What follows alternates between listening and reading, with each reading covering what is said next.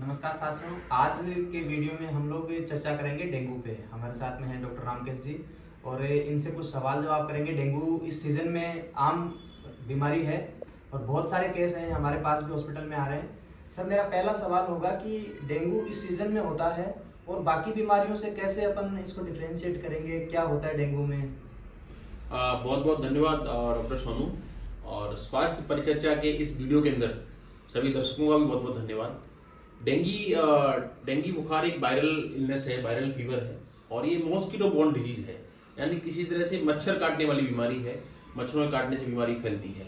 तो जो Aedes aegypti mosquito होता है, इसके अंदर इस डेंगी का जो वायरस है वो रहता है, वो एक इन्फेक्टेड व्यक्ति से डेंगी का वायरस को लेके दूसरे व्यक्ति में चला जाता है। इस तरह से मच्छर काटने से बीमारी फैल जाती है। पोस्ट मानसून सीजन के अंदर नो डाउट मच्छर पनपते ज़्यादा हैं किसी भी तरह से, और वहाँ पर ये बीमारी फैलती है। डेंगी का जो मच्छर है वो साफ पानी में रहता है, लंबे समय तक पानी जो इकट्ठा रहता है उसके अंदर रहता है।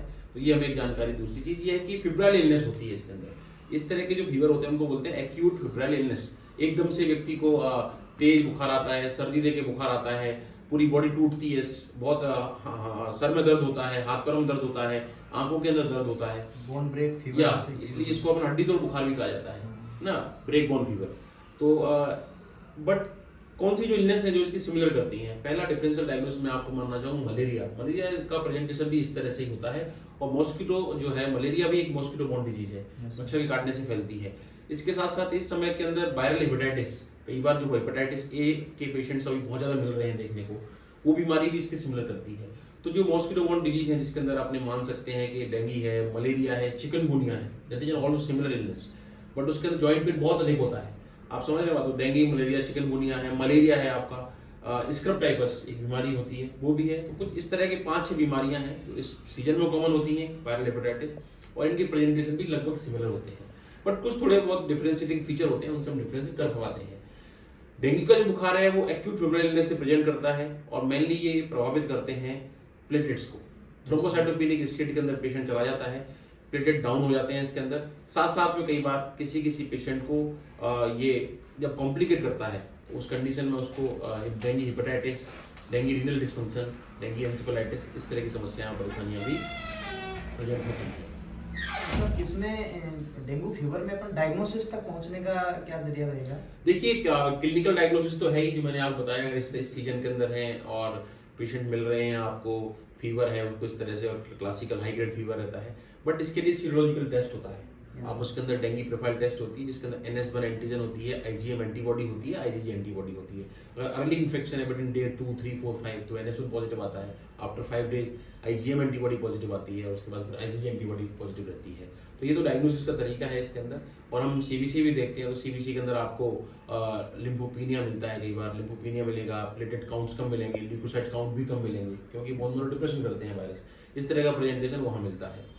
बट मैं आपको बताना चाहूंगा कि डायग्नोसिस के साथ साथ जो ध्यान रखने वाली बात है डेंगी के अंदर, वो सबसे बड़ी चीज होती है, डेंगी कॉम्प्लिकेट नहीं होना चाहिए। अगर डेंगी का पेशेंट, एक्यूट फिब्राइल इलनेस का पेशेंट अगर कॉम्प्लिकेट हो गया, complicate in the sense organ dysfunction हो गए, चाहे वो डेंगी हेमरेजिक फीवर बहुत सीवियर हो जाए, या पेशेंट को ब्लीडिंग स्टार्ट हो जाए, इस तरह से थ्रोम्बोसाइटोपेनिया हो, या पेशेंट की डेंगी हेपेटाइटिस हो जाए, उस टाइम फुलमिनेंट हेपेटाइटिस के अंदर डेंगी सीरियस होता है, या पेशेंट को रीनल डिसफंक्शन हो जाए, डेंगी एंसेफेलाइटिस हो जाए, इस तरह की कंडीशन के अंदर डेंगी बहुत सीवियर हो जाता है। और सबसे बेकार कंडीशन जो इसके अंदर है वो है डेंगी शॉक सिंड्रोम। इसी तरह से जब डेंगी के कारण पायरोजेंस या इन्फ्लेमेटरी मार्कर इस तरह से रिलीज होते हैं कि कैपिलरी लीक इतना बढ़ जाता है, वेसल्स डायलेटेड हो जाती हैं और बीपी डाउन चला जाता है, उस कंडीशन में पेशेंट की रिकवरी के चांस बहुत कम हो जाते हैं।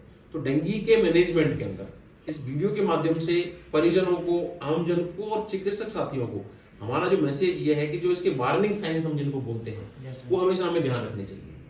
जैसे कि बॉडी के अंदर कोई लाल लाल निशान और चकत्ते बन रहे हैं, आपके फीवर डाउन नहीं आ रहा है, नंबर 2 पेट में दर्द, उल्टियां, वॉमिटिंग की शिकायत हो रही है जो कि डेंगी हेपेटाइटिस को शो करता है, पेशाब आना कम हो गया है, कहीं से भी ब्लीडिंग की शुरुआत हो गई है, या फिर बेहोशी जैसी हालत होने लगी है, या व्यक्ति का बीपी डाउन होने लगा है। ये चीजें वार्निंग साइन मैंने बताने की कोशिश करी है। इस तरह की समस्या है तो तुरंत हमें हायर सेंटर उचित चिकित्सक से परामर्श लेके और पेशेंट को आई थिंक मेरे हिसाब से एडमिट लेकर ही इलाज लेना चाहिए। सबसे बड़ी चीज मैं बताना चाहता हूँ कि अवेयरनेस के साथ लोगों को ये पता होना चाहिए। डेंगू में वो प्लेटलेट्स को लेकर चर्चा तो करते हैं हम लोग, बट प्लेटलेट्स इतनी हानिकारक नहीं है। अगर आपके साथ कोई ब्लीडिंग मैनिफेस्टेशन नहीं है तो आपको 20,000 प्लेटलेट तक की चिंता की बात करने की जरूरत नहीं है। मैं पर्सनल कहना चाहता हूँ डेंगू के पेशेंट की मॉनिटरिंग के अंदर जब अस्पताल में एडमिट है, घर पर है, तो आप प्लेटलेट चेक करो, ठीक है, आप ब्लीडिंग स्पॉट चेक करिए, कहीं ब्लीडिंग नहीं है उसको चेक करिए। पेशेंट का blood pressure, that is the important sign for the organ dysfunction, उसको चेक करिए। एब्डोमिनल टेंडरनेस उसको चेक करिए। और पल्स, सब पेशेंट्स डेंगू के अंदर सीवियर ब्रेडिकार्डिया से प्रेजेंट करते हैं और उस टाइम पोस्चुरल डिसफंक्शन, सिंकोपल अटैक्स होते हैं और इवन डेथ भी हो जाती है। कई बार उस पेशेंट को हमें टेम्परेरी पेसिंग भी करनी पड़ती है। तो जो वार्निंग साइंस जो मैंने बताने की कोशिश करी है, इनका ध्यान बहुत रखना जरूरी है एडमिट पेशेंट के अंदर। मैनेजमेंट की हम बात करते हैं तो आईवी फ्लूइड इसका मैनेजमेंट होता है। हम हाइड्रेशन रखें पेशेंट का, पेशेंट को एंटीपायरेटिक ड्रग्स के माध्यम से एफेब्राइल करें, वाइटल पैरामीटर मैनेज करें और ट्रीटमेंट दो तो पेशेंट सपोर्टिव ट्रीटमेंट के साथ समय से रिकवर हो जाता है।